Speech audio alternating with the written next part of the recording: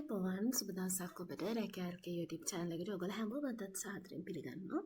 අද වීඩියෝ එකෙන් මම විස්තර අරගෙන එන්නේ තොරතුරු දැනගැනීමේ අයිතිවාසිකම් පිළිබඳ කොමිසම් සභාවේ පවතින පුරාපාඩු කිහිපයක් පිළිබඳව. ඔවුන් පළ කරලා තියෙන දැන්වීමේ තනතුරු කිහිපයක් සඳහාම පුරාපාඩු පවතින බව සඳහන් වෙනවා. ඉතින් අපි මුලින් ඉඳන් එකින් එක බලමු. ඔබටත් අයදුම් කරන්න පුළුවන් තනතුරු තියෙනවද? ඔබට ඒ සඳහා ගැටළු සුදුසුකම් තියෙනවද සහ ඒ අනාදී විස්තර ගැන. මුලින්ම තියෙනවා ජ්‍යෙෂ්ඨ පරීක්ෂණ නිලධාරී තනතුරු එකක් සඳහා තමයි පුරාපාඩු පවතින්නේ. බාහිර අයදුම්කරුවෙකු විදිහට මේ සඳහා අයදුම් කරනවා නම් සමාජීය විද්‍යාව ජනමාධ්‍ය හෝ නීතිය පිළිබඳ විශ්වවිද්‍යාල ප්‍රතිපාදන කොමිසම් සභාව විසින් පිළිගත් විශේෂ වේදී උපාධියක් සමග මේ ක්ෂේත්‍රයට අදාළ පශ්චාත් උපාධියක් ලැබලා තියෙන්න ඕනි. ඒත් එක්කම පළවෙනි උපාධිය ගත්තට පස්සේ රජයේ රාජ්‍ය සංස්ථාවක මණ්ඩලයක ව්‍යවස්ථාපිත ආයතනයක හෝ පිළිගත් පෞද්ගලික ආයතනයක අවම වශයෙන් අවුරුදු 8ක පළපුරුද්දක් ලබා තිබීමත් මෙහිදී සලකලා බලනවා. ඊළඟට දෙවැනි කැටගරි එක ගත්තාම මේකේ තියෙනවා සමාජීය විද්‍යාව ජනමාධ්‍ය හෝ නීතිය පිළිබඳ විශ්වවිද්‍යාල ප්‍රතිපාදන කොමිසම් සභාව විසින් පිළිගත් විශේෂවේදී උපාධියක් සමග ආචාර්ය උපාධියක් එහෙම නැත්නම් PhD එකක් කම්ප්ලීට් කරලා තිබීම සහ පළවෙනි උපාධිය ගත්තට පස්සේ රජයේ රාජ්‍ය සංස්ථාවක මණ්ඩලයක හෝ ව්‍යවස්ථාපිත ආයතනයක හෝ පෞද්ගලික ආයතනයක අවම වශයෙන් අවුරුදු 5ක පරීක්ෂණ පළපුරුද්දක් තිබීම සලකලා බලනවා. ඒත් එක්කම අභ්‍යන්තර අයදුම්කරුවෙකු විදිහට මේ තනතුර සඳහා අයදුම් කරනවා නම් බාහිර අයදුම්කරුවන් සඳහා වන සුදුසුකම් සපුරා තිබීම එතනදී වැදගත් වෙනවා. එහෙම නැතිනම් අංක 2 කියන කැටගරි එක ගත්තාම විශ්වවිද්‍යාල ප්‍රතිපාදන කොමිසම් සභාව විසින් පිළිගත් නීතිය ජනමාධ්‍ය හෝ සමාජ විද්‍යා ක්ෂේත්‍රය පිළිබඳව විශේෂ වේදී හෝ සාමාන්‍ය උපාධියක් සමග නීතිය ජනමාධ්‍ය හෝ සමාජීය විද්‍යා ක්ෂේත්‍රය පිළිබඳව පශ්චාත් උපාධියක් ලබා තිබීම සහ අධ්‍යයන හෝ පරීක්ෂණ සේවා ගණයේ තනතුරු කාම වශයෙන් අවුරුදු 8ක සතුරුදායක සේවා කාලයක් සම්පූර්ණ කර තිබීම.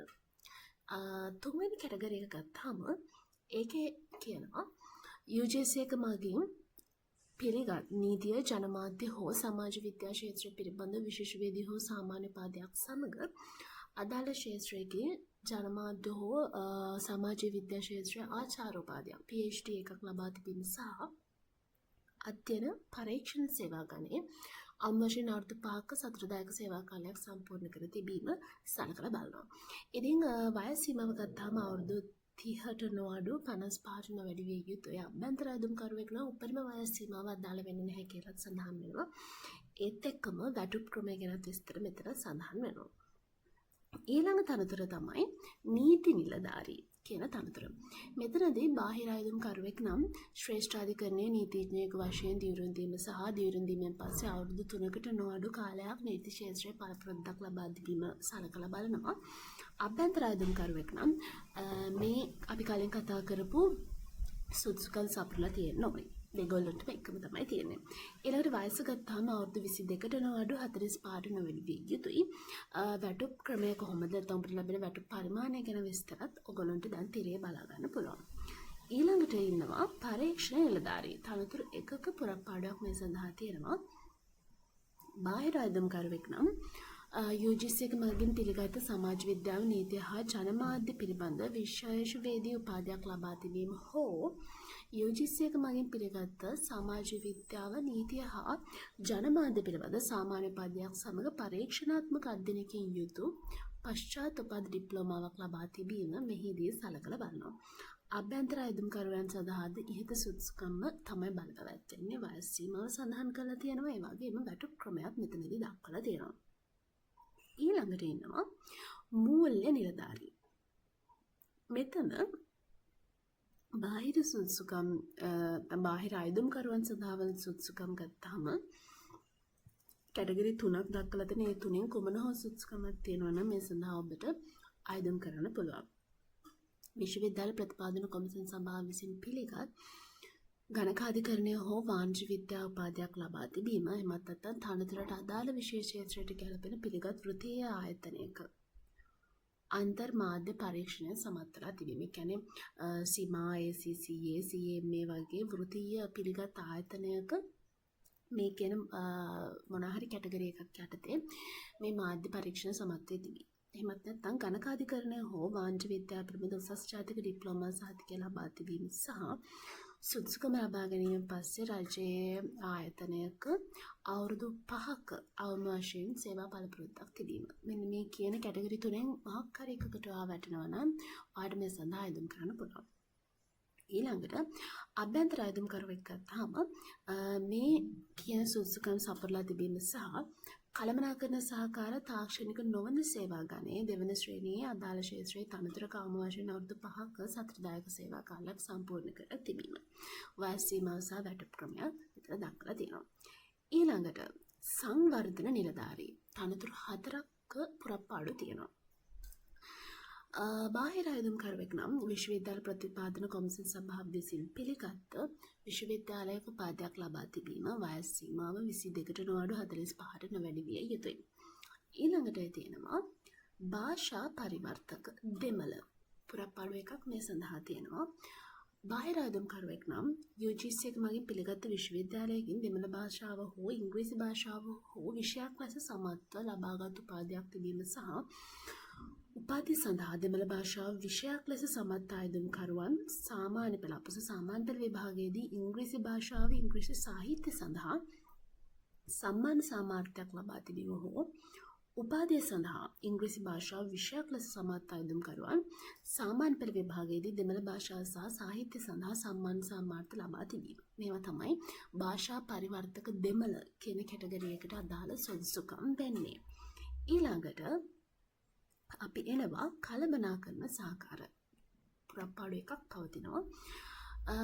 මේ සඳහා වන සුදුසුකම් ගත්තාම බාහිර අයදුම්කරුවන් සඳහා අධ්‍යයන පොදු සාධක පත්‍ර සාමාන්‍ය පෙළ විභාගයේදී සිංහල හෝ දෙමළ ගණිතය සහ ඉංග්‍රීසි කියන භාෂා සඳහා මේ විෂයන් සඳහා